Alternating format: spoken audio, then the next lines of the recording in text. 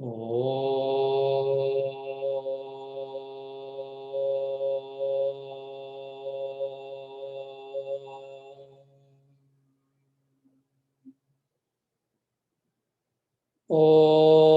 सहना भवतु सहनौ भुनक्तु सह वीर्यं करवावहै तेजस्विनावधीतमस्तु मा विद्विषावहै। ओम शांति शांति शांतिः। ओम वसुदेवसुतं देवं कंसचाणूरमर्दनं देवकी परमानन्दं कृष्णं वन्दे जगद्गुरुं। समस्त जन कल्याणे निरतं करुणामयं नमामि चिन्मयं देवं सद्गुरुं ब्रह्मविद्वरम्। हरि ओम अंडी ఇవాల్టి మన గీతా సత్సంగానికి స్వాగతం. అయితే స్వామి వారిది ఒక భజన చేస్తాం, చేసి క్లాస్ మనం ప్రారంభిద్దాం. ఎందుకంటే ఆయన బ్లెస్సింగ్స్ కావాలి కదా. అనంత రూప అనంత నామ ఆది మూల నారాయణ అనంత రూప అనంత నామ ఆది మూల నారాయణ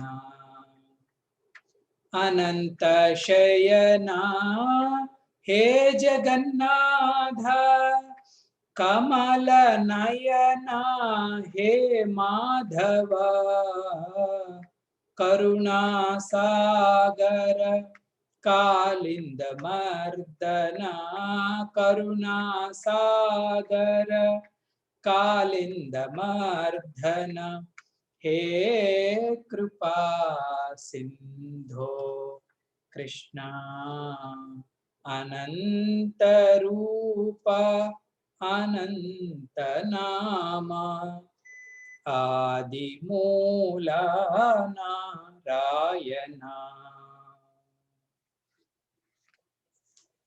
विश्वरूपा विश्वाधारा विश्वव्यापक नारायण विश्वरूपा विश्वाधारा विश्वव्यापक नारायण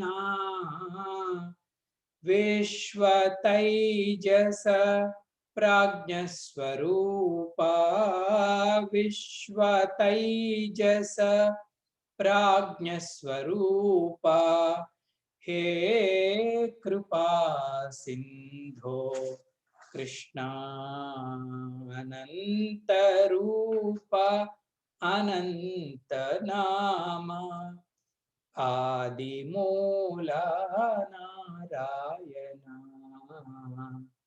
आदि मूल नारायण। श्री कृष्णचंद्र भगवान की जय। ओम पार्थाय प्रतिबोधितां भगवता नारायणेन स्वयं व्यासेन ग्रथितां पुराणमुनिना मध्ये महाभारतम् अद्वैतामृतवर्षिणीं भगवतीम् अष्टादशाध्यायिनीम् अम्ब त्वामनुसन्दधामि भगवद्गीते भवद्वेषिणीम् भगवद्गीते भवद्वेषिणी।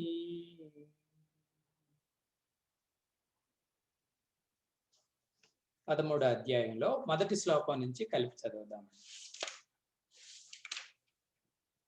శ్రీ భగవానువాచ ఇదం శరీరం కౌంతేయ క్షేత్రమిత్యభిధీయతే ఏతద్యో వేత్తి తం ప్రాహుః క్షేత్రజ్ఞ ఇతి తద్విదః క్షేత్రజ్ఞం చాపి మాం విద్ధి సర్వక్షేత్రేషు భారత. క్షేత్రజ్ఞయోర్జ్ఞానం యత్తజ్ఞానం మతం మమ. తత్క్షేత్రం యచ్చ యాదృక్ చ యద్వికారీ యతశ్చ యత్ స చ యో యత్ప్రభావశ్చ తత్సమాసేన మే శృణు. ఋషిభిర్బహుధా గీతం ఛందోభిర్వివిధై పృథక్ బ్రహ్మసూత్రపदैश्चैव हेतुमद्भिर्विनिश्चितैः. महाभूतान्यहङ्कारः बुद्धिरव्यक्तमेव च इन्द्रियाणि दशैकं च पञ्चचेन्द्रियगोचराः. इच्छा द्वेषः सुखं दुःखं संघाताश्चेतना धृतिः. एतत् क्षेत्रं समासेन సవికారముదాహృతం. నిన్న క్లాసులో స్వామి అర్జున క్షేత్రము అంటే మొదటి రోజు శరీరము అని నిర్వచించి విడిచిపెట్టేశాం. కానీ క్షేత్రము అంటే దృశ్యమంతా క్షేత్రమే అండి. మనం ఏదేదైతే అనుభవిస్తున్నామో, ఏదైతే మనకు వ్యతిరేకంగా ఉందో, వ్యతిరేకంగా అంటే మనం కాకుండా ఉండటం. వ్యతిరేకంగా ఉండటం అంటే ఫైట్ చేసుకోవటం కాదు. మనం కాకుండా ఏదైతే వేరుగా ఉందో అంతా క్షేత్రమే. ఇటువంటివి ఎన్నుంటాయో వాటి గురించి చెబుతానని 6 విషయాల గురించి నేను చెప్పబోతున్నాను అని స్వామి చెప్పారు. క్షేత్రం అంటే ఏంటి, క్షేత్రం యొక్క స్వరూపం ఏంటి, యదృక్చ. క్షేత్రంలో వచ్చే మార్పులేంటి, యద్వికారి. ఏ పదార్థం నుంచి ఏ పదార్థం పుట్టింది నేను చూసాం. యతశ్చ యత్, ఏ పదార్థం నుంచి ఏ పదార్థం పుట్టింది, యతశ్చ యత్. సచయోహో, సచయోహ అంటే ఈ క్షేత్రానికి వేరుగా ఉన్నటువంటి ఆ పురుషుడు ఎవరు. ఆఖరిది యత్ ప్రభావశ్చ, ఈ క్షేత్రం యొక్క ప్రభావం, ఎఫెక్ట్, దాని యొక్క గ్లోరీ, పవర్ ఎలా ఉంటుందో అది కూడా చెప్తాను. 6 అంశాలని నేను నీకు చెప్పబోతున్నాను అని భగవంతుడు స్వయంగా చెప్పడం జరిగింది. మరి అర్జునుడి మనస్సులోనే వచ్చిందో లేకపోతే పెద్దవాళ్ళ లక్షణమో తెలియదు, కానీ స్వామివారు ఏమన్నారండి అంటే, నేను చెప్పబోయేది నా సొంత నాలెడ్జ్ కాదయ్యా. ఋషిభిర్ బహుదా గీతం, అనేక మంది ఋషులు ఈ జ్ఞానం గురించి ఇంతకు ముందు చెప్పారు. అంతేకాదు ఛందోభిర్ వివిధై పృథక్, అనేక వేద శాస్త్రాలలో ఈ విషయం ఉంది. బ్రహ్మసూత్ర పదైశ్చైవ, కొన్ని ప్రైవేట్ లిటరేచర్ కూడా దీని గురించి చెప్పింది. బ్రహ్మసూత్రాలు, బ్రహ్మ పదాలు ఇవన్నీ వేదవాంగ్మయం కాదు, ప్రైవేట్ లిటరేచర్. అందులో కూడా ఈ విషయం ఉంది అర్జున. అంతేకాదు హేతుమద్భిహి, నువ్వు కూడా లాజికల్ గా ఆలోచిస్తే ఇది కరెక్ట్ అని అప్రిషియేట్ చేస్తావు. నిశ్చితైహి, నిశ్చితైహి అంటే చెప్పబోయే ఈ జ్ఞానం యొక్క మరొక విశేషం ఏంటంటే, ఇది ఒక నిర్ణయాత్మకమైనది, కన్స్ట్రక్టివ్ నాలెడ్జ్, యూజ్ఫుల్ నాలెడ్జ్. కాబట్టి ఇంత మహిమాన్వితమైనది ఇంతకు ముందు కూడా కీర్తింపబడింది అర్జున, ఇప్పుడు నేను నీకు చెప్పబోతున్నాను అన్నాడు. అర్జునుడి అటెన్షన్ పెరిగింది. ఎప్పుడైనా సరే గురువు గారికి ఉండవలసిన ఒక మంచి లక్షణం ఏంటంటే, స్టూడెంట్ కొంచెం అటు ఇటు అటెన్షన్ డైవర్ట్ అయితే కాన్సన్ట్రేటెడ్ గా క్లాస్ లో కూర్చోపెట్టించాలి. ఓహో, అంతమంది మహాత్ములు కీర్తించిన విషయం అన్నమాట అని అర్జునుడు అటెంటివ్ గా కూర్చున్నాడు. అప్పుడు స్వామి మొదట క్షేత్రము అంటే ఏంటో 5వ శ్లోకంలో వివరించారు. ఇందులో 24 తత్వాలు ఉంటాయి అర్జున. ఈ 24 తత్వాలు కూడా మన అనుభవంలో ఉన్నవే, మనకు వ్యతిరేకంగా ఉన్నవే. ఏంటి స్వామిజీ ఆ 24 తత్వాలండి అంటే, అవ్యక్తము మొదటిది. అవ్యక్తం అంటే దీనినే మాయాశక్తి అంటారు, పరమేశ శక్తి, ఈశ్వరుడు యొక్క శక్తి.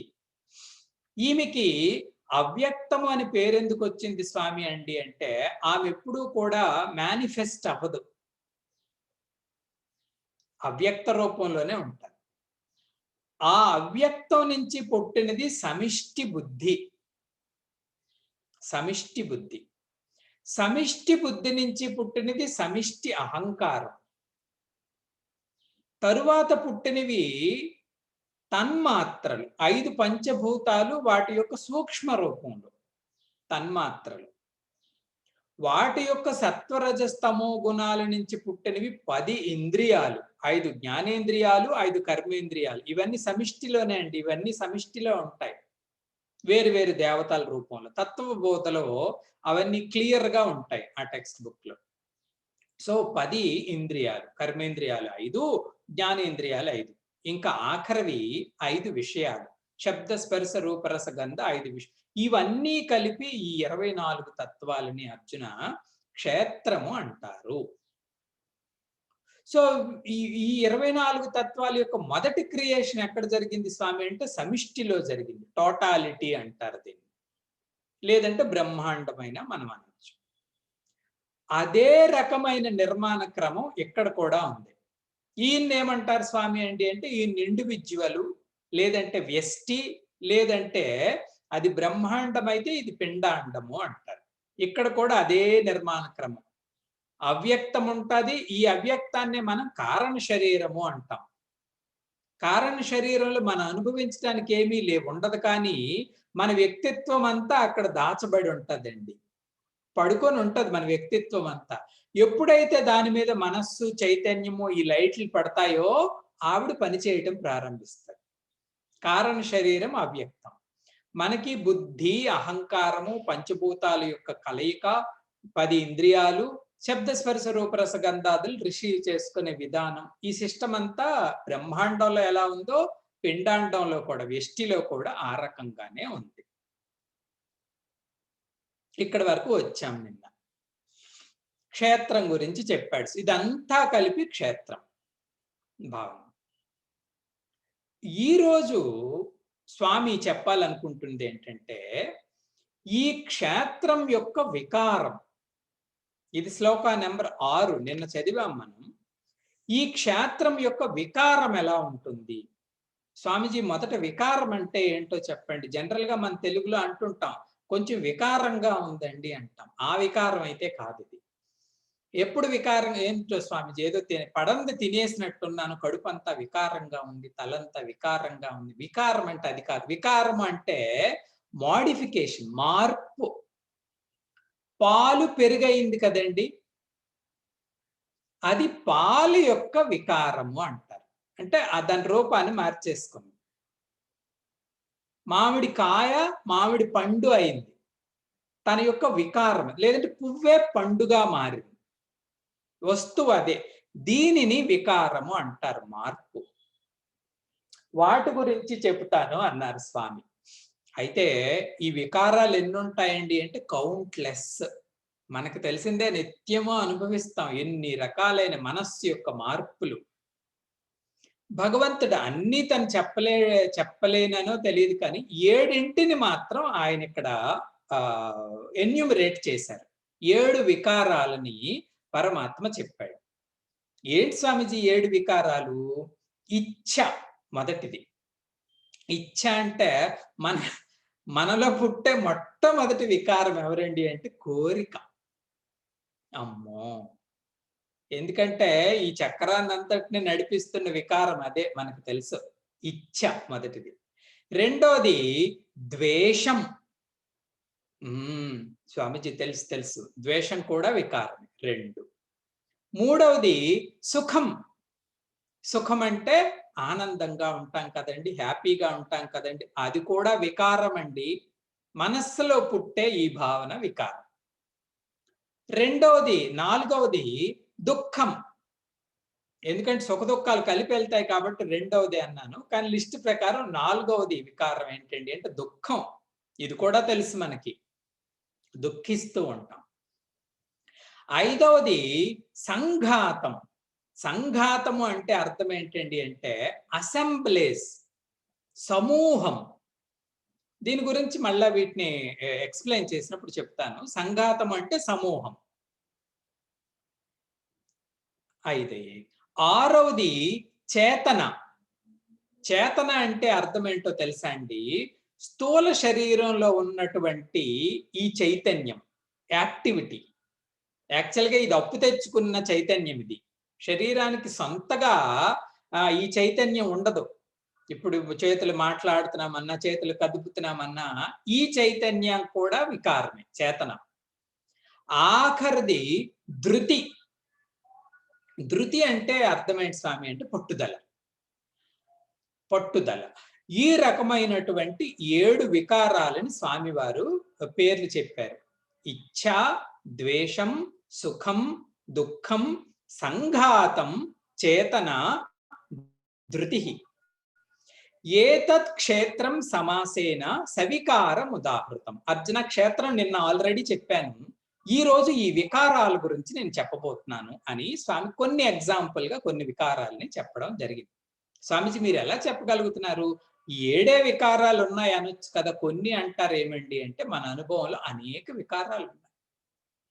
మనం కాకుండా మనం ప్రదర్శించేది అంతా వికారమే, నిద్రతో సహా కదండి. నిద్ర కూడా ఒక వికారమే. ఆనందం, పసిపిల్లల్లాగే అనేక రకాలైన మార్పుల్ని మనం పొందుతాం. బాగుంది.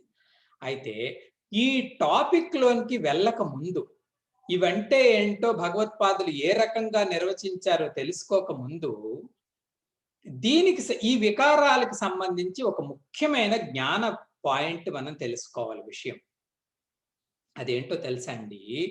ఈ వికారాలు కూడా మనం కాదు, క్షేత్రజ్ఞుడు కాదు. సహజంగా, సాధారణంగా మనం ఎక్కువగా బాధపడేది ఈ వికారాల ద్వారానే. ఇది ఏది పుట్టినా మన మనస్సులో పెయిన్ వస్తుంది. దుఃఖం రావచ్చు, ద్వేషం రావచ్చు, పగ రావచ్చు, కోపం రావచ్చు. ఇవేవి పుట్టినప్పుడు, సహజంగా ఆ వికారాలు పుట్టినప్పుడు మనం బలహీనులం అయిపోతాం. అంతే కదండి. సుఖ దుఃఖాలు, సుఖం కలిగిన, ప్రేమ కలిగిన, అవి కలిగినప్పుడు కూడా మనం బలహీనులం అయిపోతాం. దానికి కారణం ఏంటండి అంటే, ఈ వికారమే నేను అనే పూర్తి తాదాత్మ్యంలో మనం ఉంటాం. అందుకే పెద్దవాళ్ళు చెప్తారు, ద్వేషం వేరు, ద్వేషిగా నేను మారడం వేరు.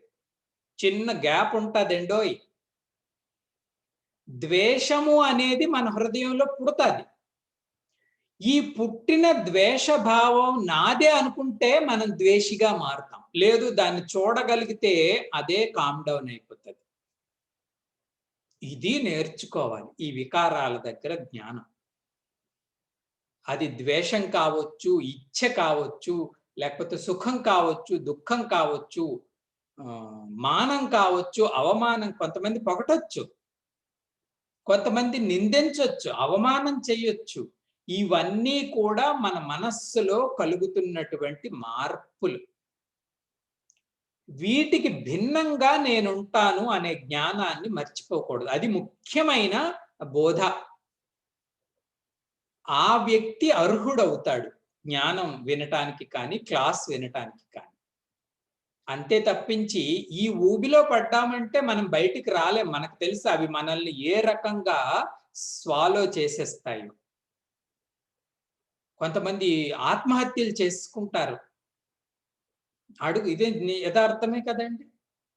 ఏం బాబు అని చూస్తే గుండె అంతా మండుతూ ఉంటుంది. ఇంకా అందులోంచి బయటికి రాలేకపోయాడు ఆ ఎమోషన్లో నుంచి, బలహీనుడైపోయాడు. దీనికి పరిష్కారం ఒకటే స్వామీజీ, నన్ను నేను లేకుండా చేసుకోవటమే. ఈ రకంగా మన బలహీనతలన్నిటికీ కారణం ఈ తాదాత్మ్యం. ద్వేషం వేరు, ద్వేషిగా మనం అవ్వటం వేరు. ఇది మనం అవ్వకూడదు. జ్ఞాన బలం అంటే అక్కడ పనిచేయాలి. మనం ఎప్పుడు కూడా బ్యాలెన్స్డ్గా ఉండాలి, సమత్వంగా ఉండాలి. ఇది ఒక పాయింట్. రెండో పాయింట్ చెప్తాను, దీనికి సంబంధించిందే పెద్దవాళ్ళు చెప్పింది. మనం సాధారణంగా బాధపడుతుంటామట. మంచి వాళ్ళు బాధపడతారు, చెడ్డవాళ్ళు బాధపడతారు. ఏమని బాధపడుతుంటామంట? స్వామీజీ, ఈ కోరికలు, ద్వేషాలు, రాగాలు నన్ను పీడిస్తున్నాయి, ఎలాగైనా సరే నేను వీటి నుంచి బయటపడాలి. I must get rid of them. Get rid of them అంటే వాటిని ఎలాగైనా సరే నా నా క్యారెక్టర్ నుంచి బయటికి తరిమేయాలి స్వామి అంటాం. ఎందుకంటే అవి ఇచ్చిన పీడ మనకి ఆ స్థాయిలో ఉంటది. ఈ బలహీనతలన్నిటి నుంచి నేను బయటపడాలి స్వామి అంటాం. కానీ వేదాంతి ఏమంటాడో తెలుసా అండి? నువ్వు ఏనాడు బలహీనుడివి కాదు. ఇవి ఆల్రెడీ నీ నుంచి దూరంగా ఉన్నవే. నువ్వు ప్రత్యేకంగా వాటిని త్యాగం చేయవలసిన అవసరం లేదు. ఈవెన్ అవి నాట్యం ఆడుతున్నా సరే నీ స్వరూపం మాత్రం వీటికి భిన్నమే. అది సత్యం. యథార్థమైతే అది. చూడండి, జ్ఞానం ఇచ్చే బలం అది. మనమేమనుకుంటాం, వీటిని ఎలాగైనా విడిచిపెట్టాలి స్వామి, వీటిని ఎలాగైనా విడిచిపెట్టాలి స్వామిని కొన్నింటిని విడిచిపెడతాం. కొన్నింటిని విడిచిపెట్టే లోగనే మరికొన్ని చేరిపోతాయి మన మనస్సులో. ఈ అలవాట్లు పోతే కొత్త అలవాట్లు వస్తాయి. చాలా మంది ఏదైనా చిన్న చిన్న వీక్నెస్ ఉంటే, స్వామీజీ భరించలేకపోతున్నాము ఈ బలహీనత, ఇది ఎలాగైనా విడిచిపెట్టాలి. అది మెల్లగా విడిచిపెడతాడు, కొత్తది నేర్స్తాడు. ఇంకా ప్రయోజనం ఏమి ఉండదు. ఈ చక్రంలో ఈ ఆట ఉంటుంది. కాబట్టి దీనికి సొల్యూషన్ ఏంటండి అంటే, నేను ఎప్పుడూ కూడా వీటితో కనెక్ట్ అయి లేను. అవి నావి కాదు. అవి క్షేత్రానికి సంబంధించింది. కాబట్టి ఈ జ్ఞానం యొక్క ఇదొక బలం. మూడవది మహాభారతంలో చెప్తారు, అనుభవంలో చాలా మంది పెద్దవాళ్ళు చెప్తారు. మనం ఏమనుకుంటామంటే ఫర్ ఎగ్జాంపుల్ కోరికలు పుడుతున్నాయి అనుకోండి మనకి. ఎందుకంటే మన జీవితాన్ని ఎక్కువగా శాసించేవి కోరికలే. కోరికలు పుడితే మనకున్న అభిప్రాయం ఏంటండి అంటే, ఆ కోరికల్ని తీర్చేసుకుంటే ఇంకా వాటి నుంచి విడిపడవచ్చు అనుకుంటాం. చిన్న చిన్నవి అలాగే జరుగుతాయి కదండి. ఒక కొత్త సినిమా రిలీజ్ అయింది అంటే చూడాలని కోరిక పుట్టింది. సాధారణంగా మనకున్న జ్ఞానం ఏంటి? ఆ సినిమా చూసేస్తే ఆ కోరిక పోతది. కాబట్టి ఆ రకంగా కోరికల నుంచి బయటపడాలి అనుకుంటాం. ఆ సినిమా కోరిక అయితే తీరిపోతది కానీ, మరొక సినిమా రిలీజ్ అయినప్పుడు మళ్ళీ సేమ్ అట్లాంటి కోరికే పుడుతది. కాబట్టి తీర్చి కోరికల నుంచి బయటపడలేం. మరి ఎలా బయటపడగలగా స్వామీజీ కోరికల నుంచి? ఈ కోరికలకి నేను భిన్న వస్తువుని. కోరిక నేను ఒకటే అయిపోయే తాదాత్మ్యం ఉంటది కదండి, అది ఎప్పుడు జరగదు అసలు. ఆ పరిస్థితుల్లో కూడా ఆ భయంకరమైన మానసిక బలహీనతని చూస్తున్నటువంటి చైతన్యాన్నే నేను. ఐ నో మనస్సు అక్కడ ఎంత బలహీన పడిపోయిందో నేను చూడగలుగుతున్నాను. కాబట్టి తీర్చి కోరికల నుంచి బయటపడలేవు. ఈ కోరికలు అనేవి మనస్సులో పుట్టే ఒక ఉద్రేకాలు. వాటికి భిన్నంగా ఉన్న వస్తువు నేను అనుకున్న వెంటనే అవన్నీ సేషియేట్ అయిపోతాయి, శాంతిస్తాయి. ఆ రకంగా మనస్సుకు దూరంగా జరిగే మనస్సుని మనం ఆధీనంలో తెచ్చుకోగలం తప్పించి, ఆ మనస్సు యొక్క ఆటలో పడితే మాత్రం అది మనల్ని తన ఊబిలోనే ఉంచుకుంటుంది ఎప్పుడు. కాబట్టి ఈ రకంగా ఈ ఎమోషన్స్ అన్నిటినీ కూడా చాలా జాగ్రత్తగా డీల్ చేయాలండి. ఈ రోజుల్లో చాలా వర్క్ షాప్స్ కానీ, మేనేజ్మెంట్ క్లాసెస్ కానీ మనం చూస్తే అంటే ఉద్యోగం ఇచ్చే ప్రెషరు, ఫ్యామిలీ ఇచ్చే ప్రెషరు, తర్వాత నాలెడ్జ్ లేకపోవటం వల్ల వచ్చే ప్రెషరు, దీనివల్ల చాలా మంది ఎమోషన్స్ కి లోనయ్యి డిప్రెషన్స్ కి గురి అయిపోతున్నారు. వాళ్ళందరూ వేరు వేరు టీచర్స్ దగ్గరికి వెళ్ళి ఏ రకంగా నేను ఎప్పుడు బ్యాలెన్స్ గా ఉండాలి, ఏ రకంగా నేను ఎప్పుడు స్థిమితంగా ఉండాలి అంటే, మనం కూడా మన ఇంట్లో పిల్లలు ఎవరైనా డిస్టర్బ్డ్ గా ఉంటే బాధపడతాం. స్వామి ఇంకా స్థిమితం రాలేదండి, ఇంకా స్థిమితం రాలేదండి అంటాం. ఆ స్థిమితం లేకుండా చేసేవి ఎమోషన్సే. వాటి ఉద్రేకం చాలా బలంగా ఉంటదండోయ్. అందుకే మనం బలహీనులం అయిపోతాం అవి వచ్చినప్పుడు. ఈ ఎమోషన్స్ ఉంటాయే, అవి వచ్చినప్పుడు మాత్రం చాలా బలహీనులం అవుతాం. ఒకే ఒక్క జ్ఞానం మనకు పనిచేస్తుంది. అవన్నీ కేవలం అంతఃకరణ యొక్క ధర్మాలు. నేను వీటికి భిన్నం.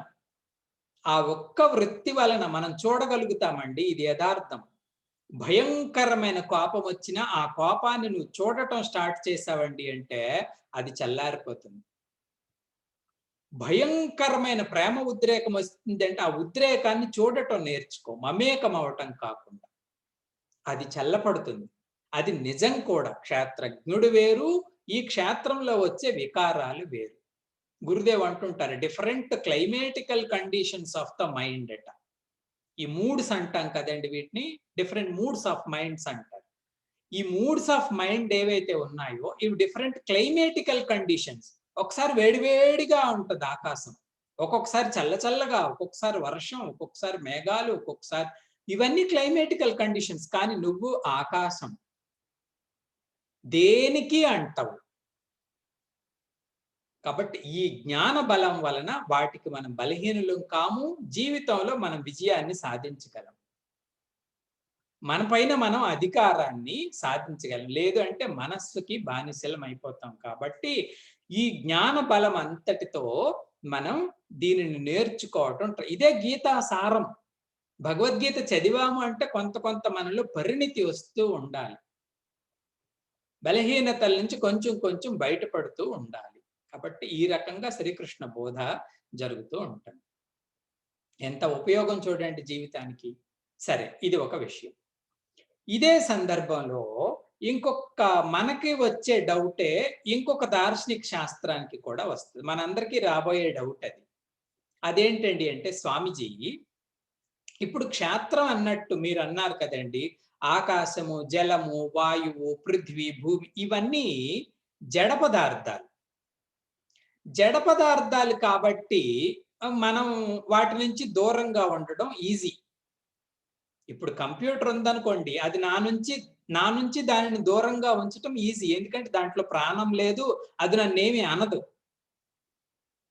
కాబట్టి అది క్షేత్రము, నేను క్షేత్రజ్ఞుని భిన్నంగా ఉంటానని మన బ్యాలెన్స్ ని మనం మెయింటైన్ చేయగలం. ఫ్రిడ్జ్ మీద మనకి కోపం రాదు, చెట్టు మీద మనకి కోపం రాదు. ఎందుకంటే జడ పదార్థాలు, అవేమి అనవు, కంటితో చూడవు, ఎర్రగా చూడవు, కోపంగా మాట్లాడవు. కాబట్టి మన బ్యాలెన్స్ ని మనం కోల్పోం. వైశేషికము అనే ఒక దర్శన శాస్త్రం ఉంది. వాళ్ళేమంటారో తెలుసా అండి, జడ పదార్థాలని క్షేత్రం అనొచ్చు, కానీ ఈ సుఖము, దుఃఖము, రాగము, ద్వేషము ఇవన్నీ ప్రాణంతో కూడినటువంటి భావాలు. వీటన్నిటిలో లైఫ్ పల్సేట్ అవుతుంటుంది స్వామి. కంప్యూటర్ను ఉంచినట్టుగా కోపాన్ని నేను ఉంచగలనా? అంత బ్యాలెన్స్ నేను మెయింటైన్ చేయగలనా? కాబట్టి వాళ్ళు ఏమంటారండి అంటే, ఇది కూడా క్షేత్రజ్ఞుడే. ఎవరు? సుఖీ క్షేత్రజ్ఞుడు, దుఃఖీ క్షేత్రజ్ఞుడు, రాగి క్షేత్రజ్ఞుడు, ద్వేషి క్షేత్రజ్ఞుడు.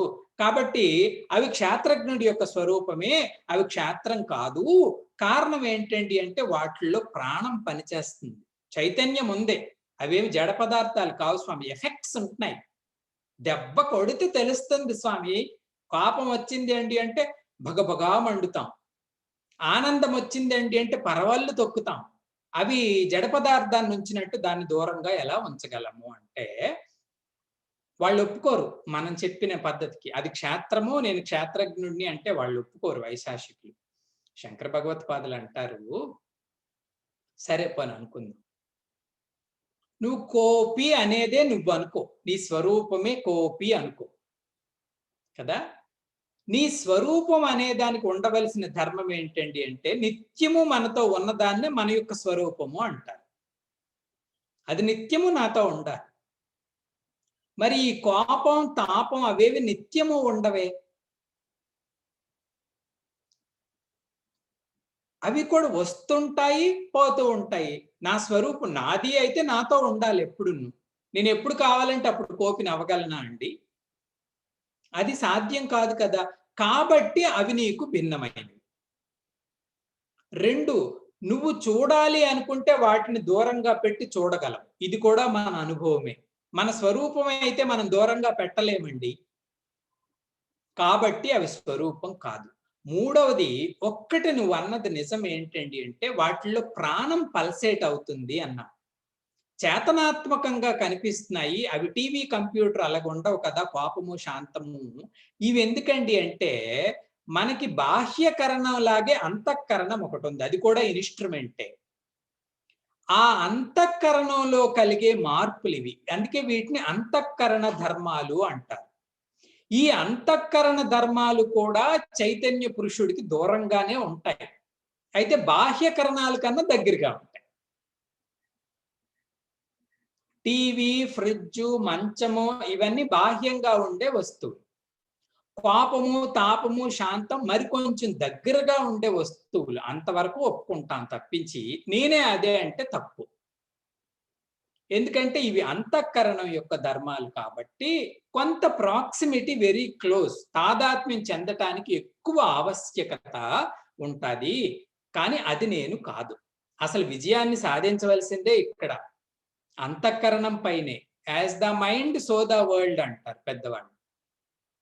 కాబట్టి మీరన్న దాంట్లో ఆ రకమైన భావం కనిపిస్తున్నప్పటికీ అవి కూడా నాకు భిన్నమైనవి. నేను వేరు, క్షేత్రజ్ఞుడిని వేరు. ఈ భావాలు, క్షేత్రాల్లో వచ్చే వికారాలు కూడా వేరు. అందుకే గురుదేవ్ ఒకే మాట అంటారు. ఇదంతా కామెంటరీ రాసిన తర్వాత, థింక్.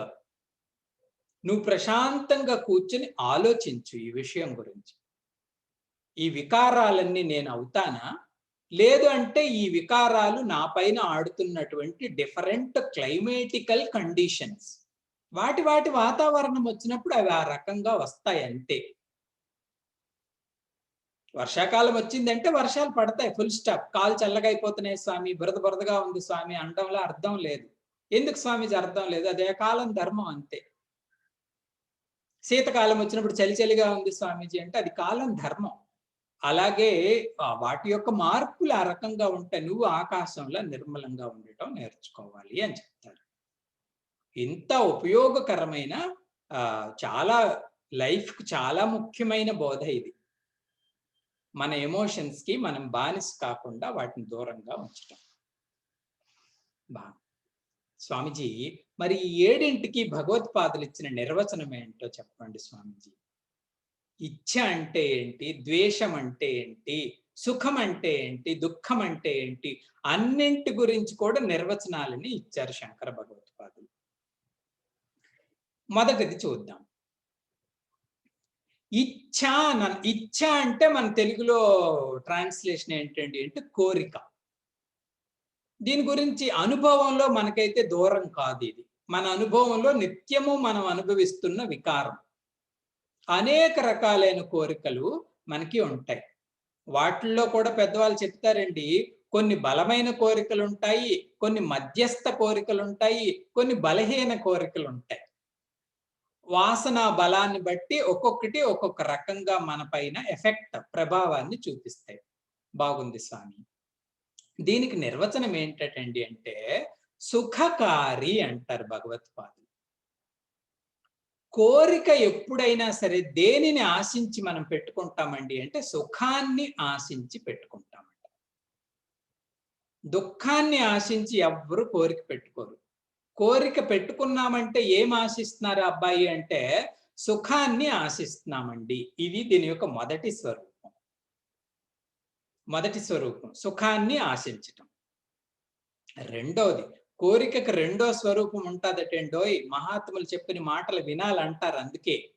అదేంటి స్వామీజీ అండి అంటే, పదే పదే అనుభవించాలి అని అనిపిస్తదట. దానిని కోరికనాలి. మళ్ళా అనుభవించాలి అనే ప్రత్యయాన్ని క్రియేట్ చేస్తది. ఆ వృత్తిని క్రియేట్ చేస్తది కోరిక ఎప్పుడును. ఆ కేటగిరీకి చెందిన దానినే కోరిక అనాలి. పదే పదే కావాలి అనిపించేది. 2 లక్షణాలు చెప్పారు ఇచ్చకి. మూడో లక్షణం కూడా చెప్పారు భగవత్పాదులు. అదేంటి స్వామి అండి అంటే, మనం అంటామంట, ఫర్ ఎగ్జాంపుల్ నాకు కేక్ తినాలనిపించింది అనుకోండి. కేక్ తినాలనిపించినప్పుడు షాప్‌కెళ్ళి అబ్బాయి కేక్ ఉందా అంటే ఆయన అన్నాడంట, అయ్యో స్వామీజీ ఇందాకే అయిపోయేవండి అంటాడు. అంటే నేనంటానంట, సరే పోనీ కేక్ లేకపోతే లేదు, బాదుషా స్వీట్ ఇస్తావా? అంటే దానికి సమానమైనది అనుభవించినా అది కొంచెం శాంతిస్తదట. చూడండి దాని స్వరూపం. అంటే ఒక వస్తువుని ఆశించి వెళ్ళి అది లేకపోతే దానికి సమానమైనది ఏదైనా ఉన్నా ఓకే అంటదట. దానిని కూడా కోరికే అనొచ్చు. అమ్మో! ఎంత బాగా విశ్లేషించారు. నాకు హిమాలయాలకి వెళ్ళాలని ఉందనుకోండి. మా ఫ్రెండ్ వచ్చి చెప్తాడు, హిమాలయాలకి ఇప్పుడు వెళ్ళలేం కానీ స్విట్జర్లాండ్ వెళ్దాము, అక్కడ కూడా మంచు పర్వతాలే ఉంటాయి అంట. నేను అంటాను, ఓకే, ఏదైనా ఓకే. ఎందుకంటే హిమాలయాలకు వెళ్ళి చూడాలనుకున్నవి మంచు పర్వతాలే, స్విట్జర్లాండ్ వెళ్ళి చూడాలనుకున్నవి మంచు పర్వతాలే, కాబట్టి నాకు స్విట్జర్లాండ్ ఓకే అంటాం. సో ఈ రకమైన లక్షణాలు కలిగిన దాన్ని అంతటినీ ఇచ్ఛా, కోరిక అంటారు అని చెప్తారు. అని చెప్పి తర్వాత ఇందాక చెప్పినట్టుగా శంకరాచార్య ఏమంటారండి అంటే, తీర్చుకొని వీటి నుంచి బయటపడలేమంట. ఎన్ని తీర్చినా కోరికలు చల్లారవు. ఆ కోరిక తీరిపోయింది కదా అంటే మళ్ళా ఆ వాతావరణం వచ్చినప్పుడు నాకు కావాలి అంట. తీర్చి కోరికల నుంచి బయటపడలేం.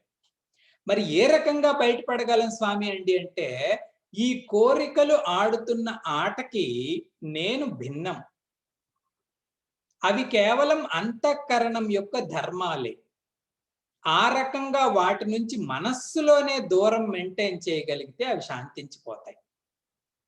మనస్సులోనే వాటి నుంచి దూరం మెయింటైన్ చేస్తే శాంతిస్తాయి తప్పించి, తీర్చి శాంతించండి అంటే ఆ క్షణంకి తగ్గుతుంది, మళ్ళీ అడుగుతుంది.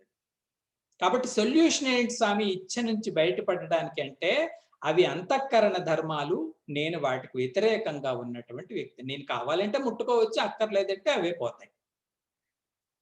సో ఈ రకంగా వాటి నుంచి బయటపడాలి అని పెద్దవాళ్ళు చెప్తారు. ఇదే ముఖ్యమైన బోధ. ఇచ్చ. రెండవది ద్వేషం. ద్వేషము అంటే స్వామి దానికి మీరిచ్చే ట్రాన్స్లేషన్ ఏంటండి అంటే, దుఃఖహేతుత్వం. ఏదైతే దుఃఖాన్ని కలిగిస్తుందో దీనికి కారణం ద్వేషము అని చెప్పొచ్చు. అంటే మన జీవితంలో దుఃఖాన్ని కలిగిస్తున్న దానికి అంతటికీ ప్రధానమైన కారణం ఏంటండి అంటే ఈ వికారమే. హేటింగ్, ద్వేషించాము అంటే దుఃఖం పుట్టిందన్నమాట. ఏమండి ఇది ఇక్కడ పెద్దగా ఎక్స్ప్లెయిన్ చేయలేదు కానీ స్వామివారు అన్ని వికారాల కన్నా ప్రమాదకరమైన వికారం ఈ ద్వేషం అంటారటండి. అసలు దీనికి సాధు లక్షణం ఏంటండి అంటే, అద్వేష్ట సర్వభూతానాం అని 12వ అధ్యాయంలో, సర్వభూతాలని ద్వేషించకుండా ఉండటమే మహాభక్తుడి యొక్క లక్షణం. సర్వభూతాలని అంటే చెట్లు, జంతువులు, మనుషులు, దేవతలు ఎవరిని ద్వేషించకూడదు. కానీ ఈ వికారం ద్వేషం ఏదైతే ఉందో ఇది పుట్టింది అంటే దుఃఖం పుట్టినట్టే లెక్క. ఎంతవరకైనా తీసుకెళ్తాదండి ఈ ద్వేషభావం. నిజానికి ఇప్పుడు సంసారంలో జరుగుతున్నటువంటి సకం అలజడులకి కారణం ఈ ద్వేషమే. అది పెద్ద పెద్ద జాతీయ స్థాయిల్లో జరగొచ్చు, కుల మత ఎన్నెన్నో ఉన్నాయి. ఇతరుల్ని సహించలేము అంటే యుద్ధాలు ప్రారంభమైనట్టే లెక్క. ఇంట్లోనైనా సరే చివరికి ద్వేషం వచ్చింది అంటే యుద్ధం వచ్చింది అన్నట్టే. కాబట్టి దుఃఖానికి మూల కారణం ఏదైతే ఉంటుందో దాని పేరు ద్వేషం. మూడవది సుఖం. సుఖం అనే వికారం. సుఖం మనకు అనుభవమే కదండి. సుఖం అంటే హ్యాపీగా ఉన్నాం స్వామీజీ, ఆహా భలేగా ఉన్నాం స్వామీజీ అంటాం. స్వామివారు చెప్తారు, 3 సందర్భాలలో ఆ సుఖము అనే అనుభవం మనకు వస్తుందటండి. 3 సందర్భాలలో. స్వామీజీ 3కి కాకుండా మరెప్పుడు రాదా అంటే రాదేమో చూద్దాం. స్వామివారు ఏంటి ఆ 3 సందర్భాలు చెప్తున్నారు. ఒక సందర్భం అంట అనుకూలత. అనుకూలత అంటే నాకంతా అనుకూలంగా ఉన్నప్పుడు సుఖంగా ఉంది అంటాం. అనుకూలత ఒకటి సుఖాన్ని కల్పించేది. అందరూ అనుకూలంగా ఉన్నారు స్వామి, మంచి భర్త, మంచి పిల్లలు, మంచి భార్య, మంచి ఉద్యోగం, మా కమ్యూనిటీలో కూడా అందరూ నన్ను గౌరవిస్తారు. అనుకూలత ఉన్నప్పుడు సుఖం కలుగుతుందట. ఇదొకటి. 2 ప్రసన్నత. ప్రసన్నత అంటే అర్థం ఏంటో తెలుసండి. మన పైన ఇతరులు అంటే మనం ఏదైనా ప్రెజెంట్ చేసినప్పుడు ఇతరులు ప్రేమ భావాన్ని ప్రదర్శిస్తే సుఖం కలుగుతుందంట మనకి. ప్రసన్నత అంటే ప్రేమ భావం. జనరల్ గా గురువుల దగ్గర ఈ పదాన్ని వాడతారు. గురు ప్రసన్నత అయ్యిందా అంటారు. అంటే మనం గురుకులానికి వెళ్ళి ఏదో గడబడా చేస్తే గురువు జ్ఞానబోధ చేయరు. ఆయన ప్రసన్నతని పొందాలి. ప్రసన్నత అంటే ప్రీతి, లవ్. మా కుక్కకు నేనంటే ఎంత ఇష్టమో అంటాం మనం. హ్యాపీగా ఉన్నావంటే నేను హ్యాపీగానే ఉన్నాను. ఎవరైనా మనల్ని ప్రేమిస్తే మనకి హ్యాపీ బాగుంది స్వామి. 2.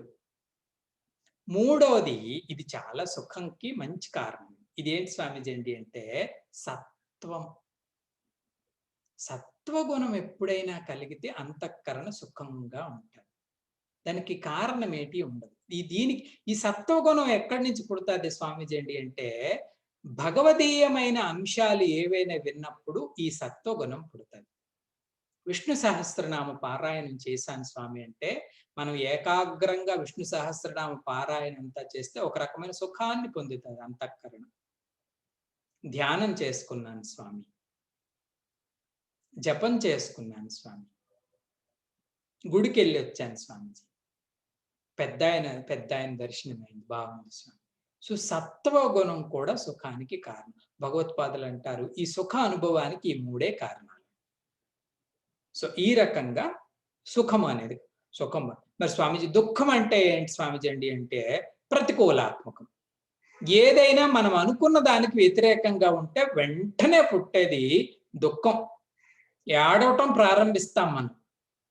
ఎందుకబ్బా ఏడుస్తున్నామంటే నేను ఒకటి అనుకున్నాను, అది జరగలే. ప్రతికూలంగా ఉండేటప్పుడు ఈ ప్రతికూలత పుట్టించేది దుఃఖం.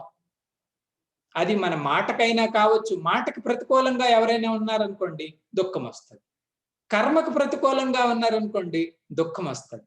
భావానికి ప్రతికూలంగా ఉన్నారనుకోండి దుఃఖం వస్తుంది. మేము దేవుడు నమ్మమండి అంటారు కొంతమంది. మనకి ఇంతంత దుఃఖం వస్తుంది, దేవుడు నమ్మకపోవడం ఏమిటి, నువ్వే దేవుడైతేను.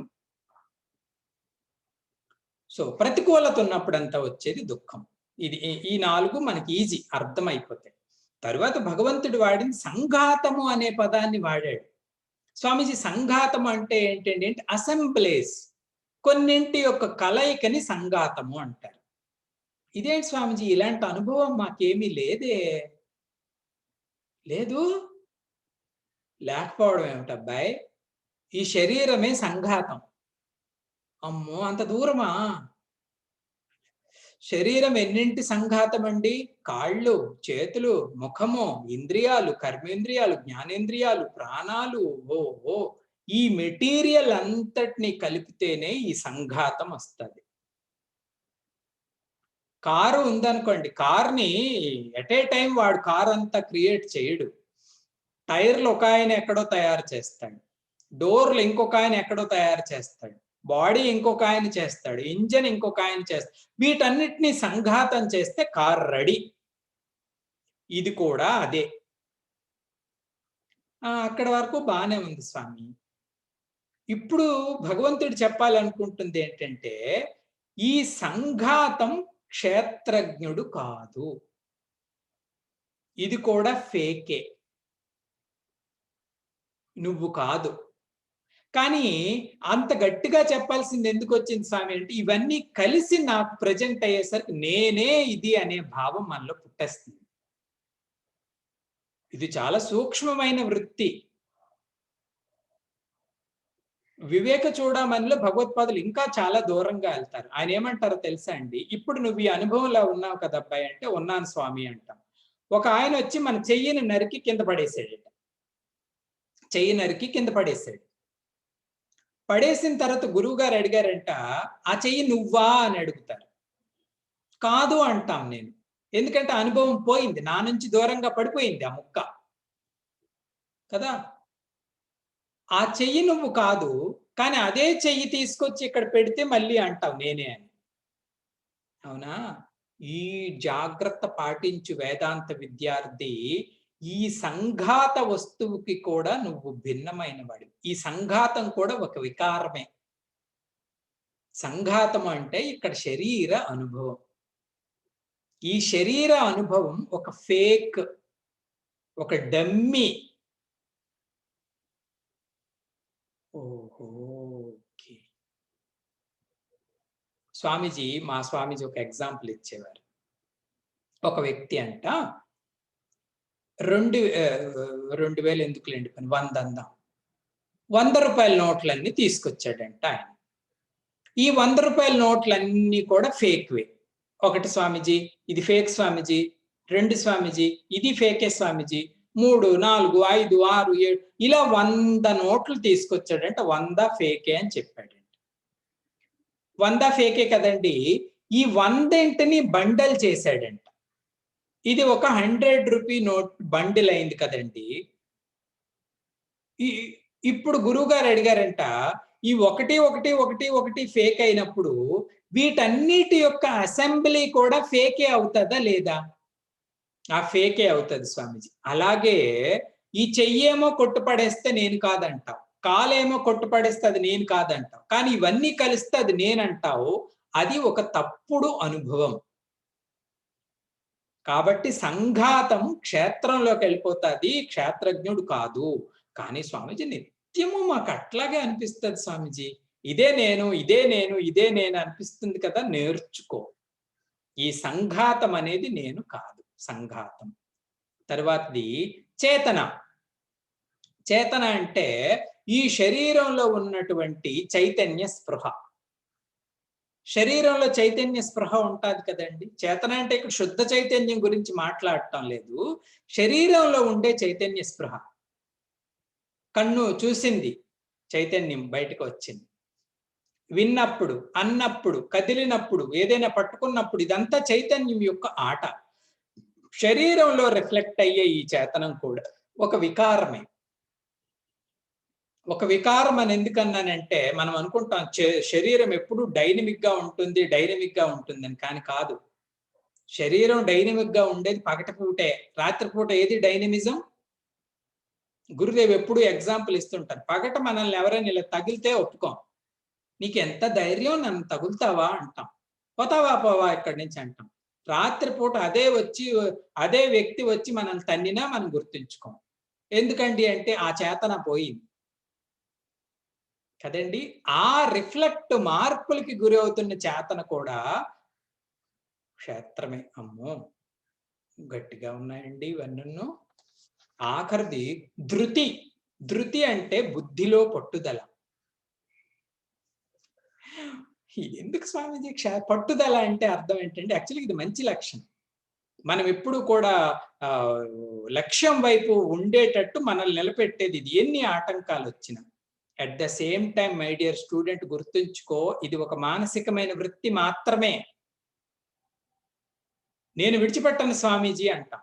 అది మంచిదే. కానీ అది నీకు భిన్నమైనదే అని మాత్రం మర్చిపోకు. వేదాంత దృష్టి మర్చిపోకు. అందుకు భగవంతుడు ధృతి అనే అది భావనే అని చెప్పారు. చాలా మంది అంటాం, ఇది నా హాబీ అండి అంటాం. నా శరీరం చచ్చిపోయే వరకు నేను దాన్ని విడిచిపెట్టనండి అంటాం. కానీ దట్ ఈస్ ఏ హాబీ.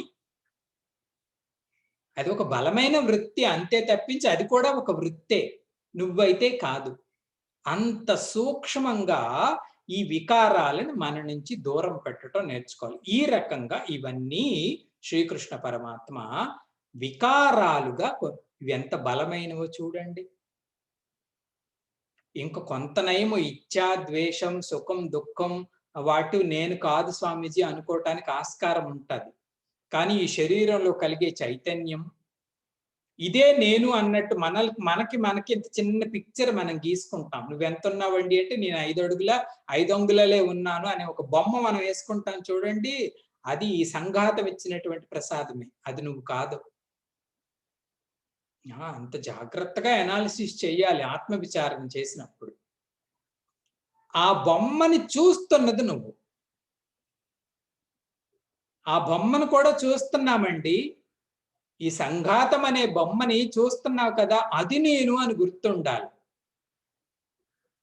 ఎంత సూక్ష్మంగా ఆలోచించా. అలాగే ధృతి. ధృతి అంటే మనం వాటిని విడిచిపెట్టాం బుద్ధిలో ఆ లక్షణాలని.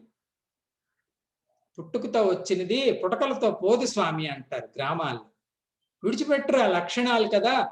కానీ స్వామి అంటున్నారు అది కూడా బాహ్య లక్షణాలే అబ్బాయి. అలవాట్లు, కొంతమంది అలవాట్లు విడిచిపెట్టరు. కొంతమంది క్రియేట్ చేసుకుంటారు నేను ఈ రకంగా ఉండాలి అని. సో ఇవన్నీ కూడా క్షేత్రంలోకి వస్తాయి అర్జున అని స్వామి ఆ టాపిక్ ని క్లోజ్ చేశారు. ఆ టాపిక్ ని అంటే 2 విషయాలు చెప్పారు. క్షేత్రం గురించి చెప్పారు నిన్న, ఇప్పుడు క్షేత్రజ్ఞం వరకు చెప్పారు. వికారం, క్షేత్రం యొక్క వికారాల గురించి చెప్పారు. అర్జునుడు చూస్తున్నాడు, ఆ 2 టాపిక్స్ చాలా క్లియర్ గా ఉన్నాయి స్వామి. ఇంకేదో 3వ టాపిక్ భగవంతుడు ప్రారంభిస్తారేమో లేదంటే క్షేత్రజ్ఞుడి గురించి చెప్తాడేమో అని అర్జునుడు చూస్తూ ఉంటే స్వామి సడన్ గా టాపిక్ మార్చేసేది. ఒక కొత్త టాపిక్ ని గీతలో ఈ 13వ అధ్యాయంలో భగవంతుడు చెప్పబోదు. ఏంటి స్వామిజీ ఆ టాపిక్ అంటే వాల్యూస్. వాల్యూస్ అంటే విలువలు. కొన్ని మహోత్కృష్టమైన ధర్మాలనండి, విలువలనండి, వాల్యూస్ అనండి ఆ టాపిక్ ని తీసుకొచ్చాడు స్వామి. అవి ఎన్ని వాల్యూస్ గురించి చెప్తారంటే ఈ అధ్యాయంలో 20 విలువల గురించి చెప్తారు. అమానిత్వము, అదంబిత్వము, అహింస, క్షాంతి, ఆర్జవం, ఆచార్యోపాసనం, శౌచం, ఆత్మ వినిగ్రహము ఇత్యాది మొదలైనవన్నీ కూడా 20 విలువలని స్వామి ఇక్కడి నుంచి చెప్పటం ప్రారంభిస్తారు. స్వామిజీ వీటిని విలువ అని ఎందుకు అంటారు స్వామిజీ? వాల్యూ అని ఎందుకు అంటారు స్వామి అండి అంటే అవి మన వ్యక్తిత్వానికి బరువునిస్తాయి. ఒక వ్యక్తిని గుర్తించాలండి అంటే ఆ వ్యక్తి కొన్ని విలువలని పాటించి ఉండాలండి. నిజానికి మనకి సౌందర్యాన్ని, శోభని తీసుకొస్తున్నవి ఈ విలువలను పాటించటమే, ఈ ధర్మాలని ఆచరించటమే. అలా ఆచరించిన వాళ్ళనే మనం ఆదర్శ పురుషులుగా, మహాత్ములుగా కీర్తిస్తాం. అవి ఎంతో అవసరం జీవితానికి. లెక్కలేనంత అవసరం. అవి ఇచ్చే గుర్తింపు, అవి ఇచ్చే మన్నన ఏది ఇవ్వలేదు మనకి జగత్తులో. వీటి కోసం సమస్త సామ్రాజ్యాలని తృణప్రాయంగా పడేసిన మహాత్ముల్ని మనం చూసాం. సత్యం కోసం హరిశ్చంద్రుడు సర్వస్వాన్ని కోల్పోయాడు, చివరికి భార్య బిడ్డను కూడా. శ్రీరామచంద్రుడు పితృవాక్ పరిపాలన కోసం ఎంత తరువాత జరిగిందో మనం చూసాం. సో ఈ రకంగా ఈ ధర్మానికి కట్టుబడి ఉండటాన్నే విలువలని పాటించడము అంటారు. వెంటనే మన కొత్త జనరేషన్ ఏమంటారండి అంటే ఈ టైంలో అవన్నీ వర్కౌట్ అవ్వవు స్వామి అంటారు. కానీ నిజమేంటో తెలుసా అండి? సత్యం ఎప్పుడైనా సత్యమే. సత్యవాక్కు పరిపాలకుడిని ఎప్పుడూ సంఘం గౌరవిస్తారు. ఈవెన్ నరకంలో అయినా వాడిని మర్యాదగానే చూస్తారు. అతను ఎప్పుడు అబద్ధాలు చెప్పడండి అంట. పని చేయకపోవడం ఏంటి? విలువ అంటేనే వాల్యూ. బంగారం అంటే ఎప్పుడు బంగారమే. ఎందుకంటే దాని స్వతహాగా ఉంది ఆ లక్షణం.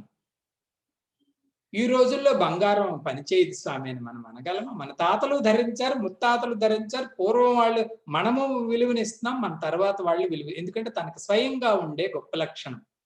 కాబట్టి ఈ విలువలు అనేవి మనం జీవితంలో ఆచరించవలసిన అత్యంత ముఖ్యమైన భాగం. కొంతమంది మహాత్ములు అంటారు చిన్న విలువని ఆచరించిన ఆయనకు ఒక ప్రత్యేకత ఉంటుందంట సంఘంలో. మరి ఏది ఆచరించకపోతే గాలికి ఎగిరే ఆకులాగా అయిపోతుంది జీవితం. ఏమి ప్రయోజనం? ఎవరూ గుర్తించరు, ఎవరూ మర్యాద చేయరు, ఏ విలువ ఆచరించకపోతే. కాబట్టి ఈ ధర్మాలను పాటించడం అనేది గొప్పదైన లక్షణం. సరే స్వామీజీ, మరి సడన్ గా తీసుకురావటానికి కారణం ఏంటండి అంటే అయితే మనం 13వ అధ్యాయంలో మొదటి శ్లోకం లేదు అని చెప్పుకున్నాం శంకర భాష. ఒకవేళ అర్జునం వాచకాన్ని ఉండి ఉంటే అర్జునుడు అడిగాడు ఆ ప్రశ్న. జ్ఞానం అంటే ఏంటి, జ్ఞేయం అంటే ఏంటి? 6 అడిగాడని చెప్పాం కదండి అర్జునులు. అందులో ఒక ప్రశ్న జ్ఞానం అంటే ఏంటి? స్వామి జ్ఞానము అంటే మనం ఆధ్యాత్మిక జ్ఞానం గురించి చెప్తాడేమో అనుకుంటాం. కానీ జ్ఞానము అంటే భగవంతుడు అంటాడు ఈ 20 విలువలనే జ్ఞానం అంటారు అంట. ఈ 20 చెప్పి ఆఖరణ శ్రీకృష్ణ పరమాత్మ ఉపయోగించే పదం ఏంటండి అంటే అర్జున ఈ 20 విలువలనే జ్ఞానం అంటారు. కాబట్టి వీటిని స్వామిజీ జ్ఞానం అంటే అది కదా, సచ్చిదానంద పరబ్రహ్మ తత్వం కదా. ఈ విలువల్ని జ్ఞానం అని ఎందుకు అన్నారండి అంటే అది స్వరూప జ్ఞానం, సత్య జ్ఞానం, శాశ్వత జ్ఞానం. మరి వీటిని జ్ఞానం అని ఎందుకు అన్నారు స్వామి అండి అంటే ఇవి బుద్ధిలో ఉండే ప్రత్యయ జ్ఞానము అంటారు, వృత్తి రూపంలో ఉండే జ్ఞానం. ఇప్పుడు సత్య ఆచరణ నేను చేస్తాను అని ఒక కమిట్మెంట్ కి ఉన్నామనుకోండి. ఈ సత్య ఆచరణ నేను చేస్తాననే జ్ఞానం బుద్ధిలో ఒక వృత్తి రూపంగా పెట్టుకుంటాం. అహింస అది ఒక వృత్తి రూపమైన జ్ఞానం. ఆచార్య ఉపాసనం, నేను గురువులను ఎల్లప్పుడూ గౌరవిస్తాను అనేది ఇక్కడ పెట్టుకునే ఒక జ్ఞానం. శౌచం, శౌచం అంటే క్లీన్లీనెస్, అమానిత్వము అంటే మనం పెట్టుకోవచ్చు, లేకపోతే మన సహజంగా ఉండొచ్చు. అమానిత్వం అంటే ఈగో లేకుండా ఉండటం. ఇవన్నీ కూడా వృత్తి రూప జ్ఞానాలు అంటారు. కాబట్టి వీటికి జ్ఞానం అని భగవంతుడు పెట్టిన పేరు. బాగుంది. మరి స్వామీజీ, ఈ జ్ఞానానికి మన ఆధ్యాత్మిక జ్ఞానానికి సంబంధం ఏంటండి అంటే, ఆధ్యాత్మిక జ్ఞానం సంపాదించాలండి అంటే మన మనస్సు కరెక్ట్ ఫ్రేమ్‌లో ఉండాలి. ఈ ఫ్రేమ్‌లో ఉండకపోతే బ్రహ్మవృత్తి నిలబడదు. ఇది మనకందరికీ తెలిసిందే. అంతఃకరణ సాత్వికంగా, క్రమశిక్షణాయుతంగా, ఏకాగ్రంగా ఉందండి అంటే జ్ఞానం అలా నిలబడుతుంది. అక్కడ ఇంప్యూరిటీ బాగా ఉందనుకోండి. ఆ ఇంప్యూరిటీ ఉన్న మనస్సులో వాళ్ళు వింటున్నప్పటికీ కూడా జ్ఞానం ఎక్కడో పడిపోతుంది. మళ్ళీ మొదట రాగద్వేష ఇత్యాదుల్లోనే మనం కొట్టుకుంటాం. సో మనస్సుని ఈ రకంగా ప్యూరిఫై చేయటానికి ఈ విలువలన్నీ ఉపయోగపడతాయి. కాబట్టి వీటిని సాధక జ్ఞానము అంటారు. సంపాదించవలసిన జ్ఞానం. మన మనస్సుని పవిత్రం చేస్తాయి ఈ లక్షణాలన్నీ. తద్వారా మనకి యోగ్యులం అవుతాం. మొదట యోగ్యత సంపాదిస్తే తర్వాత వేదాంత సాధనం ఈజీ. స్వరూపాన్ని తెలుసుకోవడం సులభం. కానీ దానికి క్వాలిఫికేషన్ సంపాదించుకోవాలండి అంటే ఇవన్నీ ఉపయోగపడతాయి. కాబట్టి ఈ బుద్ధిలో ఉండవలసిన ఈ వృత్తి జ్ఞానం అత్యంత ముఖ్యమైనది. వీటి యొక్క శోభ అవి ఉన్న వాళ్ళకి తెలుస్తదండి. ఏ వృత్తి అయినా సరే. ఈ లక్షణాల్లో ఏ లక్షణమైనా మనలో ఉంటే వాటి యొక్క గొప్పతనం ఏంటో, వాటి యొక్క కీర్తి ఏంటో, వాటి యొక్క ఆదరణ ఏంటో, అవి మనకిస్తున్న సుఖమేంటో అవి ఉన్న వాళ్ళకి తెలుస్తది. కాబట్టి అవి సాధన చేయటానికి, వాటిని అప్రిషియేట్ చేయటానికి మనం ఎక్కువ ప్రయత్నం చెయ్యాలి. స్వామీజీ, అయితే అవి ఏమేం చెప్పారో చెప్పండి అంటే 7వ శ్లోకం నుంచి ఈ విలువలని భగవంతుడు ప్రారంభించి చెప్తారు. సో 7th శ్లోక రిపీట్ చేయండి. అమానిత్వమదంభిత్వం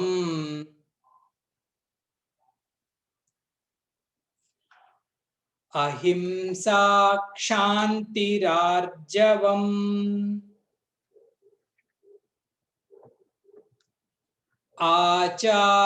ఆచార్యోపాసనం శౌచం స్థైర్యమాత్మ వినిగ్రహః. టుగెదర్. అమానిత్వమదంభిత్వం అహింసా క్షాంతిరార్జవం ఆచార్యోపాసనం శౌచం స్థైర్యమాత్మ వినిగ్రహః. ఏ విలువల గురించి 7వ శ్లోకంలో చెప్పారండి అంటే స్వామిజీ, మొదటిది అమానిత్వం. అమానిత్వం అంటే ఈగో లేకుండా ఉండటం. రెండవది అదంభిత్వం, దంభం లేకుండా ఉండటం. అమానిత్వం, అదంభిత్వం. మూడవది అహింస. వీటన్నిటి గురించి చూద్దాం. అహింస. నాలుగవది క్షాంతి. శాంతి అంటే క్షమ అండి, క్షమించడం, శాంతి. ఐదవది ఆర్జవం. ఆర్జవం అంటే రుజుత్వాన్ని కలిగి ఉండడం, స్ట్రైట్ ఫాస్ట్నెస్ అంటాం కదండి. అంతఃకరణ లోపట బయట ఒకేలాగా ఉండాలి, దాని పేరు ఆర్జవం. తర్వాతది ఆచార్య ఉపాసనం. సద్గురువుల యొక్క లేదంటే సద్గురువుల పైన పూజాభావాన్ని కలిగి ఉండడం, ఆచార్య ఉపాసన. దాని తర్వాతది శౌచం. శౌచం అంటే శుభ్రతని పాటించటం, శౌచం. దాని తర్వాత స్థైర్యం. స్థైర్యం అంటే ఎట్టి పరిస్థితుల్లోనూ కూడా ధైర్యాన్ని విడిచిపెట్టకుండా ఉండటం. తర్వాతది ఆత్మ వినిగ్రహం. ఆత్మ వినిగ్రహం అంటే మనస్సుని మన కంట్రోల్లో ఉంచుకోవడం. దీన్నే mind control or control of mind అంటారు. మన నియంత్రణలో మనస్సును ఉంచుకో, సంయమనాన్ని కలిగి ఉండటం. సో ఈ లక్షణాలన్నిటినీ కూడా స్వామివారు చెప్పారు. ఎంత గొప్ప లక్షణాలు చూడండి. అమానిత్వం, అదంబిత్వం, అహింస, క్షాంతిరార్జవం, ఆచార్యోపాసనం, శౌచం, స్థైర్యం, ఆత్మ వినిగ్రహం.